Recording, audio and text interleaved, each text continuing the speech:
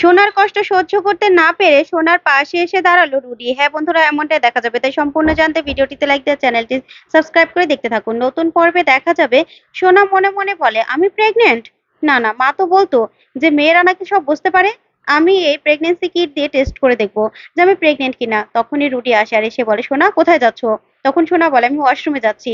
তখনই রুডির মা এসে বলে, না সোনা, তুমি এখন সাজবে, বুঝতে পেরেছো? পার্লার থেকে লোক এসেছে, এই যে চোখের নিচে কালি পড়ে গেছে, বাড়িতে যাবে, তখন সবাই বলবে না যে আমরা ভালো করে খেতে দেইনি। এসো এসো। তারপরে জোর করে আয়নার সামনে বসিয়ে দেয় রুডির মা। তারপরে রুডির মা সোনাকে বলে, সোনা, তুমি এই বাড়ির বংশধর আনতে চলেছো, তুমি মা হতে চলেছো।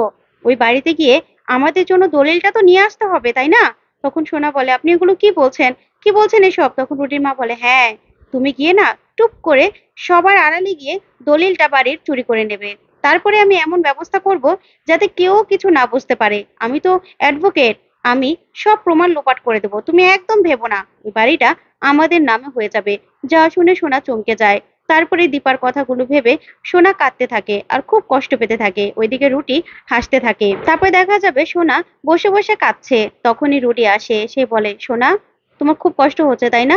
দেখো, আমি প্রেগনেন্সি কিট নিয়ে এসেছি, তুমি টেস্ট করে দেখে নাও। তোমার তো বিশ্বাস হচ্ছে না?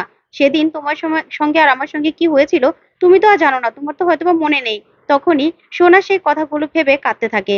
তখন রুডি বলে, দেখো, তোমার জন্য আমার কষ্ট হয়, তাই তো মায়ের আড়ালে গিয়ে তোমার জন্য প্রেগনেন্সি কিট নিয়ে এসেছি। তুমি যাও, প্রেগনেন্সির টেস্ট টেস্ট করে নাও, তাহলেই তুমি শিওর হবে। এই বলে সোনাকে পাঠিয়ে রুডি খুব খুশি হয়ে যায়। আর মনে মনে বলে, মাকে দিয়েই তো এনেছি, তুমি যতই টেস্ট করো প্রেগনেন্সি পজিটিভই হবে।